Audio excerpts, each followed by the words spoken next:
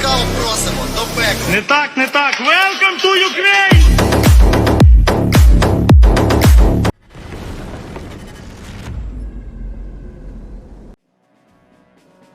Ukraine announced on June 13th that its short-range Sapsan ballistic missile would go into mass production, a major development in Kyiv's ongoing efforts to domestically produce the weapons it needs to fight Russia's full-scale invasion. As Ukraine faces growing challenges in securing weapons from Western partners, and Russia continues launching drone and missile strikes on civilians, the development of Ukraine's missile production is seen as a critical step towards strengthening its defense capabilities. The very emergence of domestic ballistic missiles is a bold political statement, a big fat middle finger to the Kremlin's claims that Ukraine must be demilitarized, Defense Express military expert Ivan Kirichevsky told the Kyiv Independent. Unlike cruise missiles, which are jet engine powered and fly in a relatively flat trajectory, ballistic missiles are rocket powered and launched high into the atmosphere before arcing back down onto their target. They're only guided during the initial stages of launch, so they can be less accurate than cruise missiles, but have the advantage of reaching incredibly high speeds, sometimes more than 3,200 kilometers per hour, as they approach their targets. As such, they are more difficult to intercept. Only the most advanced air defense systems are capable of shooting them down, the US-made Patriot system being one of them. Russia uses them to devastating effect in Ukraine. During the latest mass attack on Kyiv on June 17th, at least 10 people were killed and scores more injured, many of them when a ballistic missile partially destroyed a residential building. The latest development is that it has successfully completed combat testing and is in the process of serial production, but it is not known when the missiles will be seen in regular use on the battlefield. The missile completed testing in May after successfully striking a Russian military target at a range of nearly 300 kilometers. Valentin Badrak, head of the independent Ukrainian think tank, the Center for Army, Conversion and Disarmament Studies, told Liga.net. Kirichevsky said that the exact technical specifications of Sapsan are not clear, as revealing this information would play into Russia's hands, though he believes the missile can reach further than 300 kilometers. The missile's payload appears to be particularly significant, with reports indicating a warhead weight of over 480 kilograms. Federico Borsari, a resident fellow with the Transatlantic Defense and Security Program at the Center for European Policy Analysis, told the Kyiv Independent that it is a very big warhead, which means that Ukraine is prioritizing strike power over range. In terms of targets, such a large warhead should make it effective against pretty much anything within its range. There's always a trade-off in missile design. The heavier the warhead, the shorter the range. Ukraine wants to have a very powerful strike weapon to destroy any targets on Russian territory, but within 300 to 500 kilometers, he said. Ukraine is the first European country since the Cold War that is producing a conventional ballistic missile again, Fabian Hoffman, a defense expert and doctoral research fellow at the University of Oslo, told the Kyiv Independent. According to Hoffman, Ukraine is definitely ahead of the rest of Europe, as no other European country produces conventional short or medium-range ballistic missiles. France is the only European country currently producing ballistic missiles, and even those are sea-launched intercontinental ballistic missiles intended solely for nuclear deterrence. The United Kingdom, while part of the nuclear club, does not manufacture its own ballistic missiles.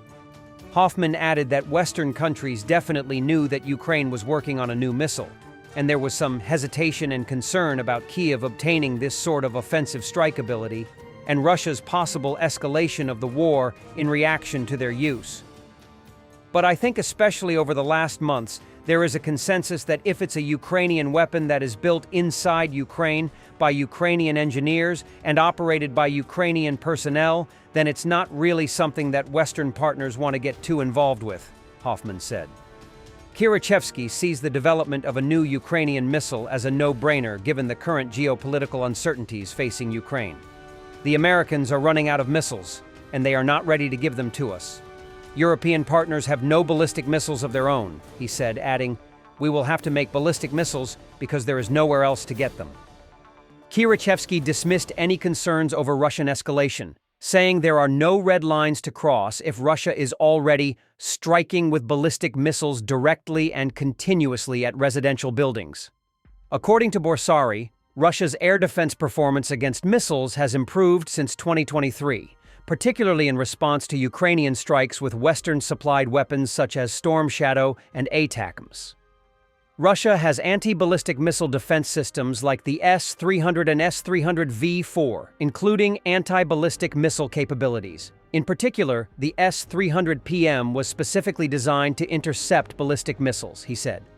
Russia has the resources and the technology to intercept the ballistic missiles simply because they had to deal with this type of potential threat during the Cold War, he added. Although Russian air defense has become more effective against known systems, the new missile may catch them off guard, at least temporarily. Russia will need time to update its tracking software and integrate this new threat into its defense network. That won't happen overnight. Each side learns and adapts. Russia is learning, and so is Ukraine, Borsari said. Sapsan is a very good development for Ukraine, he said.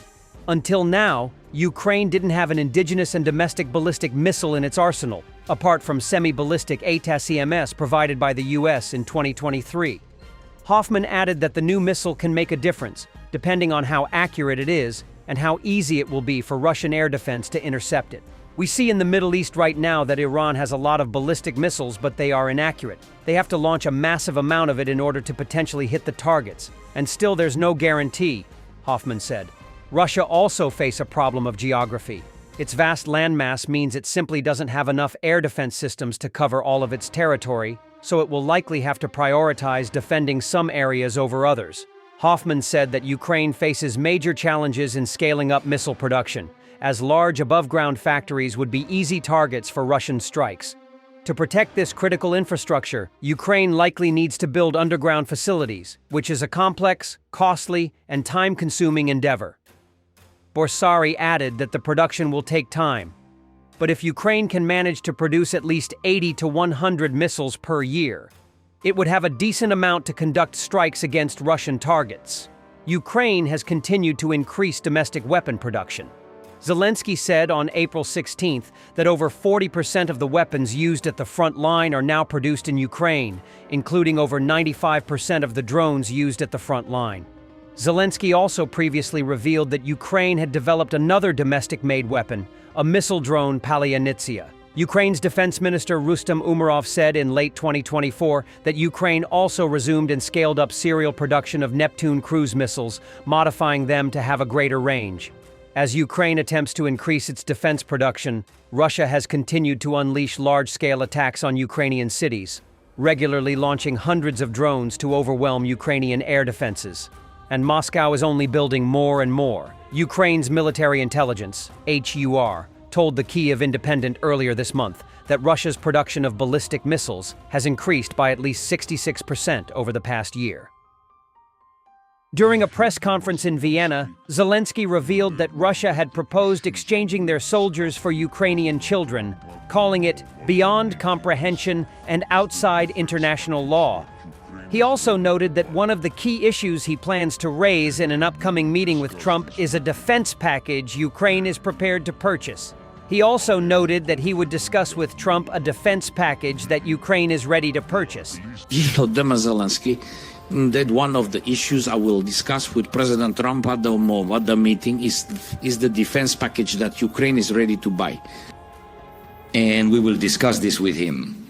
And I am confident that we will have that opportunity. Well, at least I am counting on it. Thanks for watching, and don't forget to subscribe. Also, if you want to support Warthog Defense, please become our member and get early access to new videos, exclusive members-only videos, and become administrator in comments section. The membership link is in the description. Every day. We had a guy last week at 6 rescues in 6 days. You know, he's doing the job every day.